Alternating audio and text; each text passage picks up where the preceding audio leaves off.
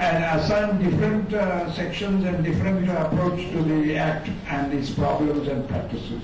That is why we have had some very intelligent, remarkable remarks and observations on the working in practice of the law as well as its theory and academic import. Now, I fully agree that that there is no need for the Supreme Court, with great respect to the Supreme Court, to read anything into this when it is already constitutionally proper. They have, I don't see what is the infirmity of the vagueness and all that. They have laid down quite few categories of where the expertise should be. And that is what we need. Actually, as Mr. Gandhi said, hardly 15% cases, not even 15% cases, have any legal import or importance. And what is the question of sitting judges of the Supreme Court or retired judges of the Supreme Court and the High Court? You see, already we have got hundreds of vacancies in the High Court and Supreme Court. Where is the question of wasting their time now in this? When the matter does not relate to any legal tangle, where is the question of a judge sitting there? Many law officers are manning the legal departments of many multinationals also.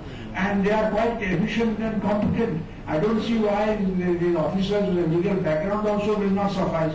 Why reading to it? I have heard of judgments which have read down the law in order to say them. But I have not come across reading into something. Who is asked the Supreme Court to rewrite the functions of the legislative body? They are not supposed to legislate, they are supposed to interpret the law. Where is the question of reading down, reading up, reading into, what is all this? The legislature in its wisdom has laid down what the law is, you just interpret it. Where is the question of rewriting the law? I don't understand this at all. Of course, there is a need for this law, there is an abuse of this law, through all these aspects have been adequately covered by the eminent speakers around me, and we are very grateful to them for having analyzed and studied the subject and given their own observations and not repeated another man's observations and so on. And very nice.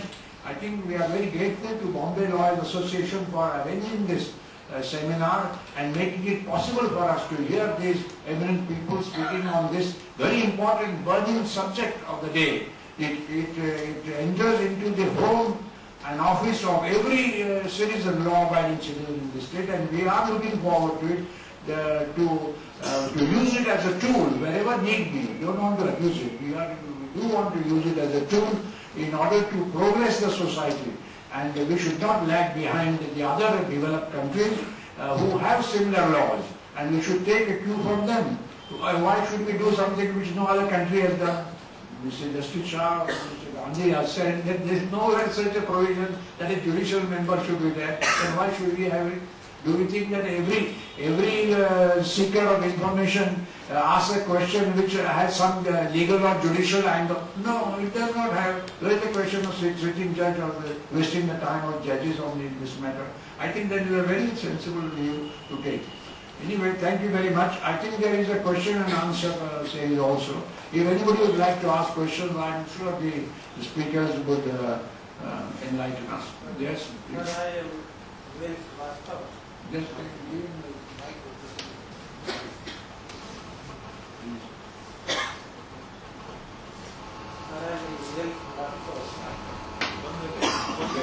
just check up this mic.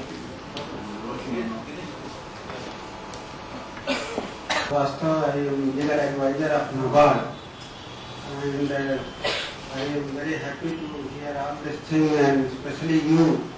And you have raised the whole classical debate whether judges make law or judges will interpret law, and this debate is still going on. But my point is that Supreme Court has proceeded on the premise that the proceeding of the Commission is judicial and quasi-judicial. Both way they have tried. There is nothing we see about judicial, and rightly mentioned here, they are just determining whether a particular information should be shared or not. That is the only thing. And the way the Act is drafted, even advocates are not permitted generally to appear. Only parties are appearing or their representatives are appearing. I was just wondering, in NABARD and even in SEBI, my RBI, in IRDA, and they are determining so many legal rights which is affecting the other party. And if this logic is applied, then a time will come all these things will be headed by only judges, and High Court, Supreme Court, and who are retiring at 62 and 65, then lifelong they have to be continued. Where ambulance has to be for their recovery and other things. And I am surprised that bureaucrats we have been known so far for withholding the information. They are made dead, who are having information to know all the art, how to conceal the information, not to share with them. They are brought in the CIC to do otherwise. I think it should be given to only those people who are not connected with this, they have open mind, and it should be given to those kind of people. And legal background may be necessary, it may be of added advantage, but this may not be necessary. Otherwise, everywhere legal people will come and there will be lot of problems. All is not well with legal community also. Legal community, how they are going on, what are their problems. The record of judiciary itself is sharing the information and transparency is far from being satisfactory. And I feel this approach will bring it will be downwards and backward trend it will bring. Thank you, sir. You may be aware that there are more than 300 vacancies on the benches of the High Courts, and also vacancies in the Supreme Court. The government is extraordinary that the government doesn't know that vacancies are to arise, that judges are to retire. They don't fill up vacancies for years. And I've never known a time when the Bombay High Court had its full strength. In my 60 years of experience of the bar, I've never known a time the Bombay High Court was in its full strength of judges.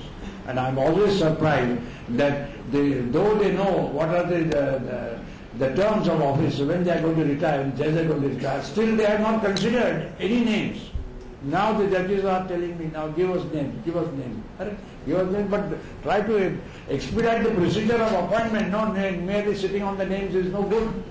Expedite the appointments, and then they blame the lawyers. You see, the lawyers are asking for adjournments and so on. They couldn't have blamed on somebody. Yes, Mr. My name is Hariram Chaudhary. I am RTI activist. Yeah. My suggestion is that in ordinary course, the case should be referred to only one state, one government is concerned only, but in course of his deciding the case, if he feels that it should be any complicated case of law as an IM, then he can be referred to a bench of 2 persons. But in ordinary course, only one important counsel should decide the case. Yes. So this is the way when he himself feels that is very complicated, also as an IM, then only he should be referred to. Yes, it should be. You see, like the Chief Justice goes on assigning, and there are rules for whether one single judge can hear or 2 benches should hear.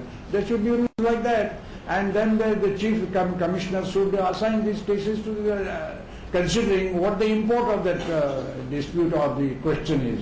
You see, this is very simple. I don't understand why things are made complicated when they are very simple. You see. Yes? There was a mention of over-activism of RTI activists. Yes. And there is a backlog of lakhs of cases in the various courts. Yes. There is a backlog of back deeds of last 60 years. And these back deeds now find voice under the Right to Information Act. If there were no back deeds, the question of asking any information doesn't arise, number one. And number two, as the judgment says, I'm sorry, I didn't introduce, I am a teacher. I am not a lawyer. Teacher of what? No, the question arises that the judgment says that you have to have one retired judge of the High Court for the State Commission and one retired judge of the Supreme Court for your Central Commission. Chief Central Commission.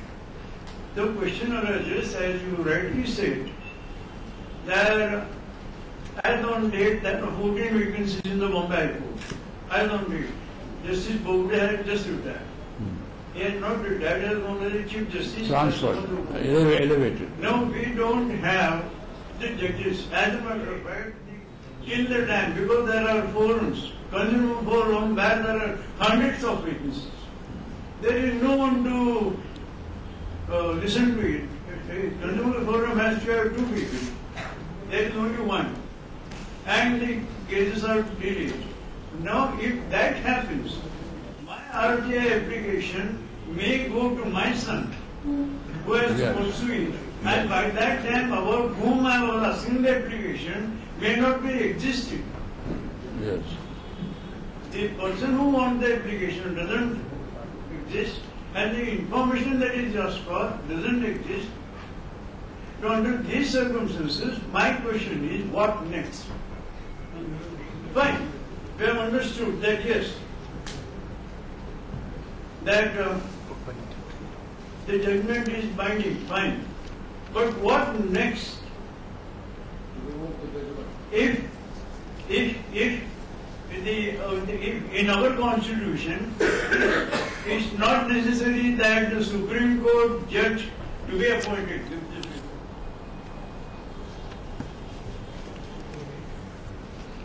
Is there any particular point you want to make? Just make a point or ask a question, you see. It's getting late, we want to proceed to the vote of thanks, and then the tea is waiting for you. Our constitution says, among all other things, the president may appoint, or the person must be citizen of India, and then all these things. And the last is, or in the opinion of the president, a distinguished jurist. A distinguished jurist can be Mr. Shailesh Gandhi, distinguished jurist can be someone else. And the Chambers Dictionary, 20th century dictionary, jurist means one who is versed in the science of law. If someone is versed in the science of law, he can be appointed as a judge of the Supreme Court by the President. Then why not a person as explained in Section 5 of the Act, 12(5), the qualifications for this thing. I agree when Mr. Gandhi said, let there be high power committee if you doubt that executives are being accommodated there. Fine, there can be a high power committee, but it did not necessarily be judge. A Supreme Court judge can be a jurist who has a knowledge of law. You are right. Yes. Okay. And therefore, what next? My question is, what next? I am quite senior. I don't have time enough to get the information. It should not happen that my application. But sir, you know that there are already thousands of applications pending, and the appeals are pending. Now they see these benches of 2 will make it more delayed, and delayed justice is justice denied. This is what is happening. This is what ails the country today. You see. And therefore, I say, I am hurt. This judgment, with this judgment, I am hurt. Does not take the matter my forward. right to information is delayed for almost 3-4-5 decades. In Lord Eldon's time, it was said that only the grandson who could get the verdict. And my request, therefore, is let this body decide as to what next. Or is it that my fate is sealed? No, if you have a particular problem, come to us, we'll try to solve it. We know that there are problems. No, we have come with a specific problem. They have said about Section 12. What is saying about the judgment? There is a review application now, or a curative application. I think what he suggested is a resolution. I think that's what he said. Actually, sir, what I would like to say is Yeah. that there should be some kind of a ban or a cooling off period in this post-retirement jobs of IAS officers, judges, IPS officers. See, what happens is, now ideally what should happen is, at the time of retirement, just they should be giving the best to the nation for the last 3-4 years. When a person about to retire, at 58, he should do the best of his career. Now what happens is, now what happens is, in this case, when they are looking for post-retirement job, in the last 2 years, they do the maximum licking. Now licking what? I will not say. Rigging. Licking, yes. You don't know what licking I am talking about. Leaking.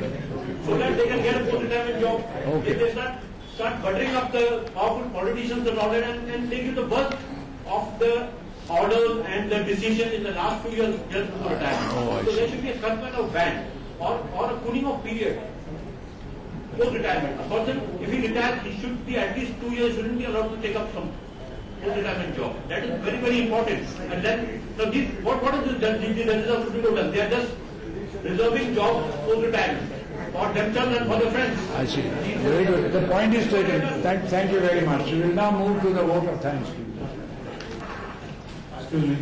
I have something to say. I think it will be better if you can give your questions in writing addressed to the President of Bombay Lawyers Association, and we will be good enough to meet each and every query that will be raised by you. That's a good suggestion, yes. And thereby we can cut short the seminar and go ahead with the further proceedings. We bear with you. Friends, it will not be proper to wind up this seminar before we acknowledge the efforts of all those who have been kind enough to make themselves available to participate in today's seminar. First of all, on behalf of Bombay Lawyers Association and also on behalf of all of them who are present here, we thank Justice K.P. Shah for taking out time from his busy schedule to enlighten us on the very crucial and important topic, that is Right to Information Act in practice and Supreme Court judgment, problems and prospects. Secondly, we are also grateful to Mr. Shailesh Gandhi, who has already given his valuable services to the citizens in the capacity of the Central Information Commissioner and for enlightening us on the subject. It is also essential to thank Senior Advocate Shri Raju Patil, Professor of Law Shri Prosper D'Souza, and Editor of Times of India Ms. Swati Deshpande for having shared their views on the subject. Last but not the least,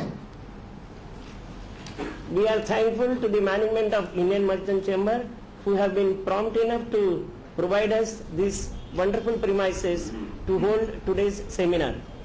Before we disperse from here, let us all end the seminar by standing and singing our national anthem, that is Jana Gana Mana, and thereafter I would request each one of you to have tea and coffee and biscuits, which is being offered to us by the Bombay Lawyers Association.